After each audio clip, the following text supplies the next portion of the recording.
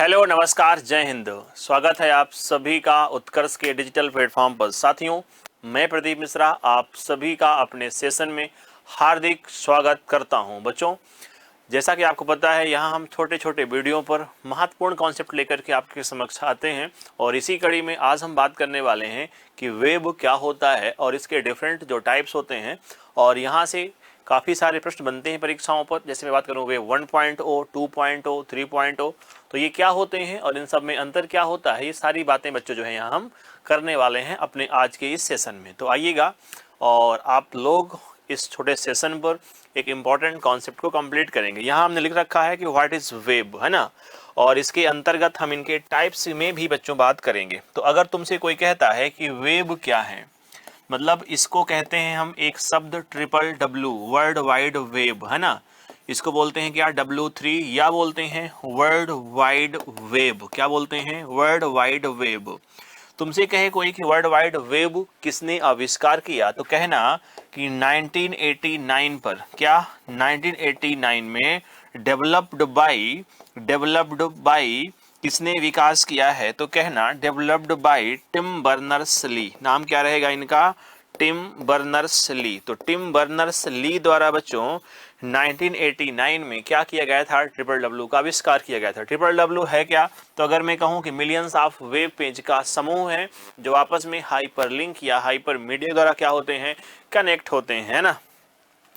तो अगर मैं लिख दूं कि ये क्या है, तो collection of millions of web page, collections of millions of web page. तो आप इसे कह सकते हैं कि भाई साहब ये जो है ना, ये क्या है, तो it is a world wide web. तो ये छोटी सी बात आप रखेंगे ध्यान पहले, है ना।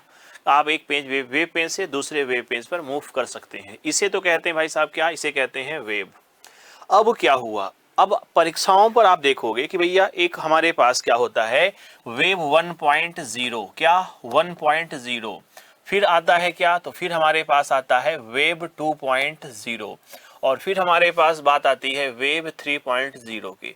विशेष तौर पर बच्चों हम बात करते हैं जब यूजीसी नेट की, तो यहाँ से काफ़ी सारे प्रश्न देखने को परीक्षाओं मिलते हैं और बच्चों को बहुत ज़्यादा यहाँ क्या रहता है, कन्फ्यूज़न रहता है। तो हम आज अपने इस सेशन में बात करेंगे कि 1.0 वेव है, इसकी कहानी क्या है और क्या क्या हमें बातें रखनी है ध्यान। देखो, पहली बात तो ये कि आपको रखना है ध्यान कि ये पहली पीढ़ी का यानी कि फर्स्ट स्टेज का जो वेब होता है उसे कहते हैं वेब 1.0। तो मैं लिखता हूं कि ये भाई साहब क्या है, तो ये है फर्स्ट स्टेज ऑफ वेब, माने ये वेब का क्या है, पहला स्टेज है।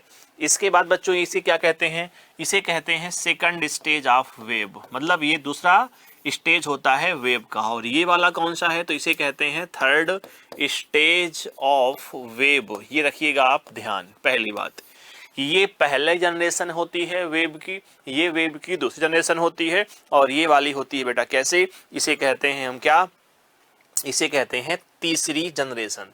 तो सबसे पहली बात आप ये वाले पॉइंट रखिएगा ध्यान। फिर हम एक एक करके सारे के सारे जो पॉइंट है वो डिस्कस करने वाले। देखो 1.0 में क्या हुआ, 1.A वेब का बच्चों पहला चरण था। तो यहाँ हमारे पास जो वेब पेज थे वो स्टैटिक थे। अब स्टैटिक का अर्थ क्या होता है, स्टैटिक का अर्थ होता है कि सामान्य HTML के रूप में हमारे पास वेब पेज थे जिनको हम बोलते हैं रीड ओनली वेब पेज। इनमें आप अपनी ओर से कोई भी इंटरेक्शन नहीं कर सकते हैं बच्चों, ये बातें आपको रखनी है ध्यान। तो इनको हम बोलते क्या हैं, इनको हम कई बार बोलते हैं स्टैटिक वेब पेज हुआ करते थे। यहाँ क्या हुआ करते थे, यहाँ बच्चों जो है यहाँ हुआ करेंगे स्टैटिक वेब पेज, यानी कि हमारे पास स्थायी वेब पेज रहते हैं बच्चों। स्थायी वेब पेज को ही कई बार हम बोलते हैं क्या, रीड ओनली पेज। क्या बोलते हैं बच्चों इसको आप कह सकते हैं कि भाई साहब ये जो है ये कैसा है, ये रीड ओनली है। कैसे वेब पेज बच्चों हैं, इनको हम कहते हैं रीड ओनली।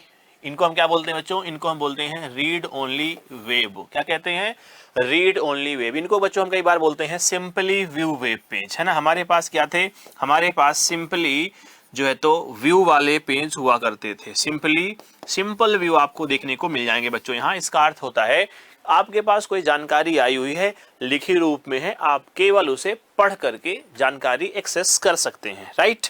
मतलब यहाँ हमारे पास इंटरेक्शन करने की कैपेबिलिटी नहीं हुआ करती थी तो कई बार हम बोलते हैं कि यहाँ क्या है, नो इंटरेक्शन कैपेबिलिटीज। इंटरेक्शन का अर्थ क्या होता है, तो मैं कह सकता हूं कि नो इंटरेक्शन, क्या, नो इंटरेक्शन कैपेबिलिटीज। इसका अर्थ ये होता है कि बेटा आप वेब पेज से इंटरेक्शन नहीं कर सकते, माने आप अपने फीडबैक, आप अपने सुझाव, आप अपनी ओर से कुछ भी लिख नहीं पाएंगे, सिर्फ आपके पास जानकारी है, आप उनको पढ़िए, अपना काम करिए।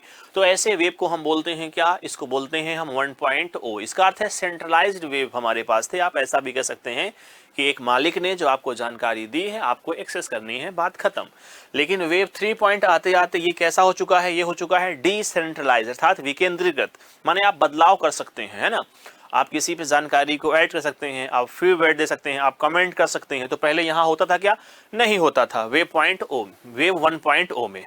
इसके बाद अगर मैं बात करूं कि मेरे पास वेब 2 क्या हुआ, तो ये वेब पॉइंट बच्चों जो 2.0 है, ये क्या है, दूसरा जनरेशन है वेब की। और यहाँ आप देखोगे कि यहाँ हमारे पास क्या होते हैं, यहाँ हमारे पास जो है तो वेबसाइट जो होती हैं वो इंटरेक्शन कैपेबिलिटी से भरी हुई हैं। तो हम कहते हैं कि यहाँ हमारे पास क्या होगी, तो हम कहते हैं वेबसाइट विथ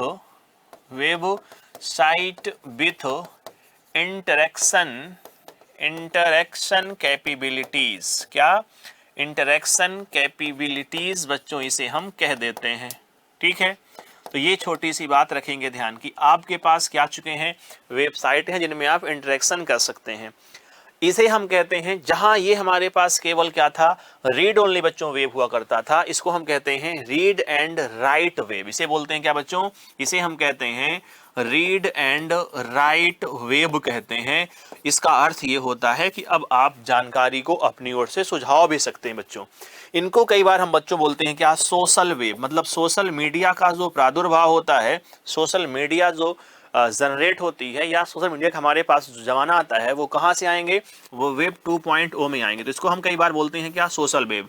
सोशल वेब का अर्थ रहेगा आपके पास ब्लॉग आएंगे, आपके पास फेसबुक आएगा, आपके पास ट्विटर आएंगे, जहां आप किसी भी पोस्ट में, जैसे मैं कहूँ फेसबुक है, तो फेसबुक में ऐसा तो है नहीं कि भैया आपने अपनी फोटो डाल दी, लोग कुछ नहीं कर पाएंगे, लोग देखते रहेंगे। तो हमने क्या कहा, वो क्या है, आपने फोटो डाली, अब कोई यूजर आया तो वो उसमें क्या किया, कमेंट किया। तो बेसिकली क्या है, ये इंटरेक्शन है। तो हमने कहा कि ये किसका, ऐसा वेब कौन सा है, इसको हम बोलते हैं क्या, सोशल वेब बच्चों इसे हम कहते हैं। ये बातें रखनी है आपको ध्यान।